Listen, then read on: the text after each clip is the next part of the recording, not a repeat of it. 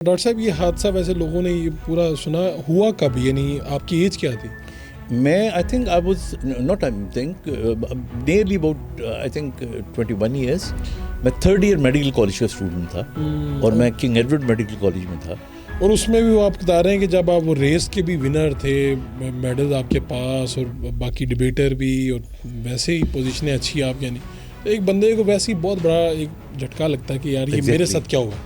اچھا ویسے کبھی یہ تھوڑی سی اس طرف جائے گی بات، کبھی آپ نے ویسے سوچا کہ یار میں نا، مجھے یاد ہے کہ کہیں پہ میں گیا تو کسی ایک لڑکے کا ویزا ریجیکٹ ہوا تھا، وہ آ رہا تھا تو اس نے اپنی فائل پھاڑی اور وہ چیزیں اپنے، اس نے کہا میرے ساتھ ہی کیوں ہوا ہے یہ، خدا نے بڑی ناانصافی کی ہے.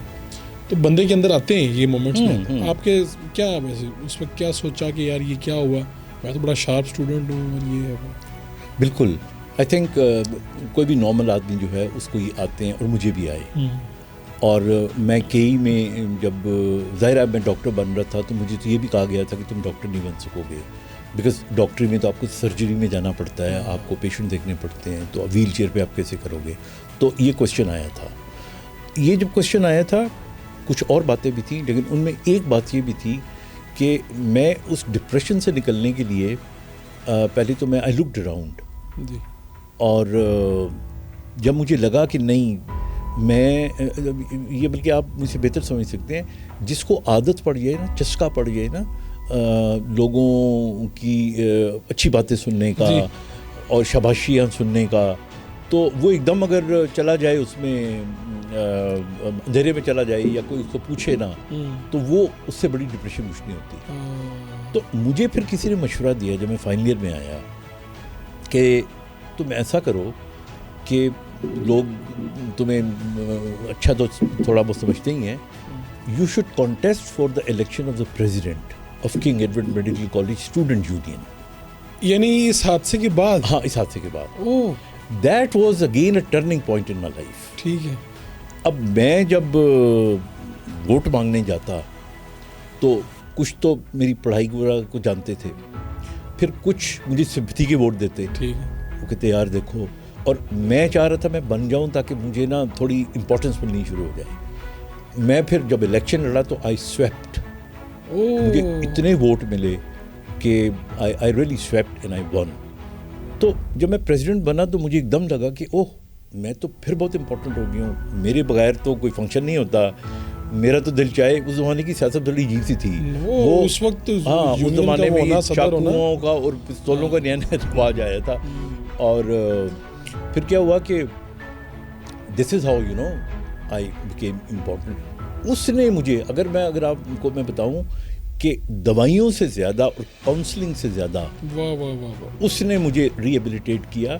اور this what I am seeing to other people also with disability. ٹھیک ہے کہ صرف دوائیاں اس وقت کام نہیں کر رہی ہوتی، مائنڈ سیٹ چینج ہونا چاہیے. آپ کو چاہیے کہ کوئی آپ اپنے آپ کو کچھ موٹیویٹ کریں، کچھ اسٹیپ لیں، کچھ تھوڑا آگے بڑھیں. ایگزیکٹلی. اور اپنے آپ کو کوئی ریلیونٹ کریں. ایگزیکٹلی. آپ نے ریلیونٹ کر لیا نا. بالکل. جی ڈاکٹر صاحب بڑی شاندار ماشاء اللہ آپ کی جو لائف اسٹوری ہے. کبھی یہ بھی سمجھ میں آیا، سوچ میں آیا کہ کیا سوچتے ہیں اس کے بارے میں کہ یار یہ جو حادثہ ہے بعض دفعہ آپ کو، آپ کی شخصیت کو بھی جو سائز ہوتا ہے اس کو 100 ٹائم اوپر لے جاتا ہے. یعنی آپ کی ایک شناخت، یہ تو نہیں ہم کہتے کوئی حادثہ مانگتا نہیں ہے، اللہ نہ کرے کوئی نہیں مانگتا کہ حادثہ ہو میرے ساتھ، لیکن بعض دفعہ آپ کی جو شخصیت ہے وہ اتنی بڑی ہو جاتی ہے. اب آپ کو پورے پاکستان میں، پوری دنیا میں لوگ جانتے ہیں. تو کیا اس کا کیا ہوتا ہے، آپ کیا سوچتے ہیں کہ یہ قسمت اور فیصلے اور چیزیں، ان کے اوپر آپ کا کیا یقین ہے؟ آئی تھنک جو آپ نے کہا بالکل صحیح کہا. میں اس کو کنورشن کہتا ہوں. کنورشن. ہاں، کہ آپ کنورٹ ہو جاتے ہیں. میں جب ایکسیڈنٹ ہوا تھا تو جیسے آپ نے کہا کوئی بھی خوش نہیں ہوتا. میں کہتا تھا وائی می. اب میں کہتا ہوں اللہ تیرا شکر ہے کہ میں ہی تھا. اس کی وجہ ہے، دیکھیے جی تو سبھی لیتے ہیں نا، لیکن اس جینے کا جو چسکا ہے نا، وہ آپ کو جو اپنی خواب ہوتے ہیں وہ پورے کر کے ملتا ہے. تو جب آپ کی کنورشن ہوتی ہے نا تو آپ کے سارے خواب بدل جاتے ہیں. پھر آپ کے خواب پہلے ہوتا ہے کہ نہیں میں یہ کر لوں تاکہ میں ایسا ہو جاؤں. پھر آپ کا خواب ہو جاتا ہے کہ میں اگر یوں کر لوں تو اس کے خواب پورے ہو جائیں گے. مطلب مجھے کچھ جتانے کی ضرورت نہیں ہے، نہ میں کبھی اس پہ بولتا ہوں، تو I am a very ordinary person. لیکن میں یہ سمجھتا ہوں کہ اللہ تعالیٰ نے پھر مجھے موقع دیا. مثال کے طور پہ میڈیکل ری ایبلیٹیشن کی فیلڈ پاکستان میں تقریباً نہ ہونے کے برابر تھی. میں اس فیلڈ میں آیا، میں بجائے کارڈیالوجسٹ بننے کے یا کوئی اور فیلڈ میں جانے کے، میں نے میڈیکل ری ایبلیٹیشن کو انٹروڈیوس کیا پاکستان میں. کیا کیسے؟ آپ بڑے حیران ہوں گے، یہ فیلڈ ہی نہیں تھی. تو میں ایک دن چل رہا تھا تو تھوڑا سا یعنی سہارے لے کے چل رہا تھا، تو جنرل ضیاء نے مجھے دیکھا. اچھا. تو انہوں نے دیکھا تو انہوں نے اشارہ کیا. ہی was a very warm hearted person. ٹھیک ہے. تو مجھے کہنے لگے کہ جوان کیا ہوا؟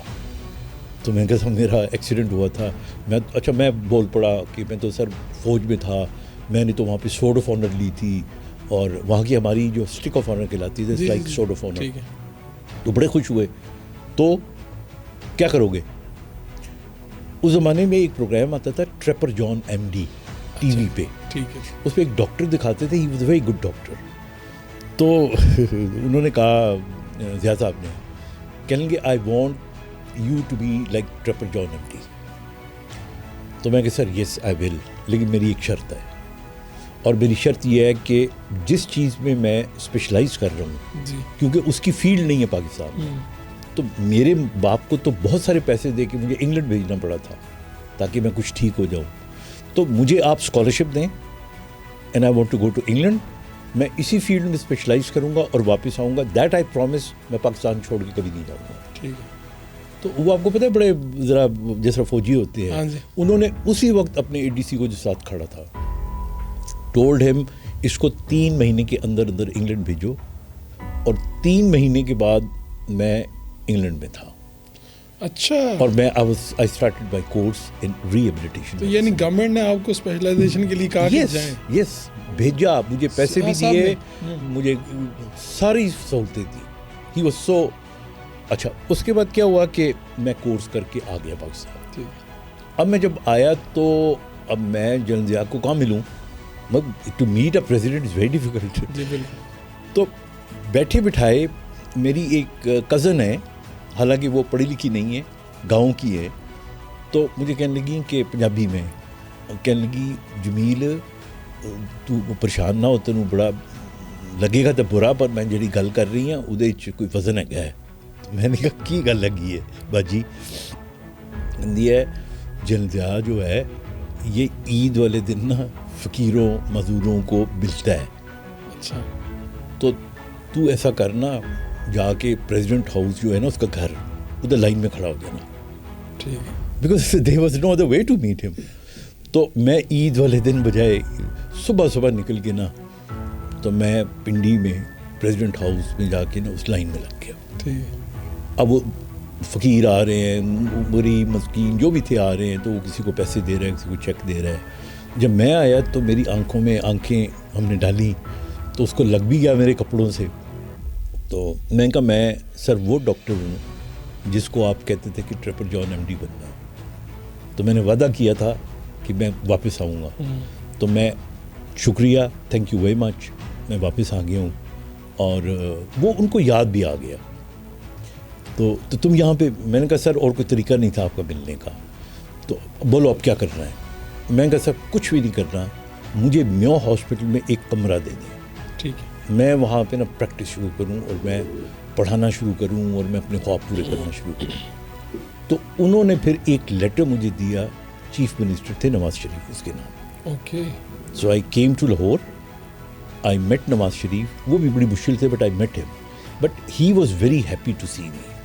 تو انہوں نے اسی وقت آرڈر کیا، میو ہاسپٹل میں مجھے کمرہ ملا. اور اگلے کوئی 10 سالوں میں نے وہاں پہ ایک پورا ہاسپٹل نیا بنا دیا. زبردست. اور یہ جو آرٹیفیشل لمس تھی، یہ وہاں پہ جو مہنگی بنتی تھی ان کو میں نے براٹ ڈاؤن دیر قیمتیں. اور آرٹیفیشل لمس، بازو، یہ ساری چیزیں. پھر ڈاکٹرس کی ٹریننگ میں نے شروع کر دی. سو دیٹ از ہاؤ کیا بات ہے، زبردست.